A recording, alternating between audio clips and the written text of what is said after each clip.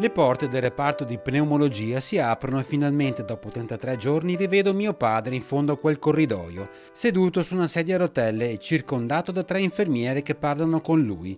Io lo aspetto e mentre lo accompagno verso le porte d'uscita a metà corridoio parte quell'applauso che riecheggia ancora oggi nelle mie orecchie.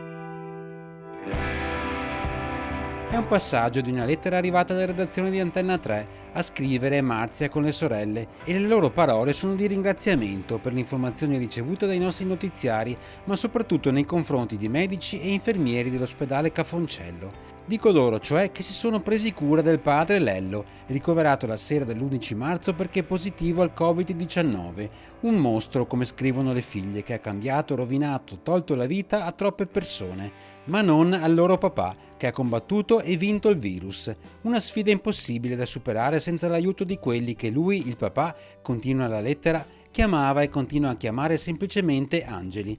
I suoi angeli sono stati tutti i dottori, gli infermieri, gli operatori dei reparti di medicina d'urgenza, terapia intensiva e pneumologia dell'ospedale Cafoncello di Treviso. Sono stati giorni infernali che hanno segnato lui come molti altri pazienti per sempre. Lui ha rivisto il sole ed ha potuto nuovamente respirare l'aria della sua terra da solo, senza un respiratore, sabato 11 aprile. Non importa quanto si dà, ma quanto amore si mette nel dare, scrivono le figlie citando Madre Teresa di Calcutta. Con questa lettera concludono: papà, mamma e noi figlie volevamo ringraziare tutti voi per esserci stati sempre vicini, per aver avuto sempre una buona parola e dato tanto amore nel fare il vostro lavoro ogni giorno.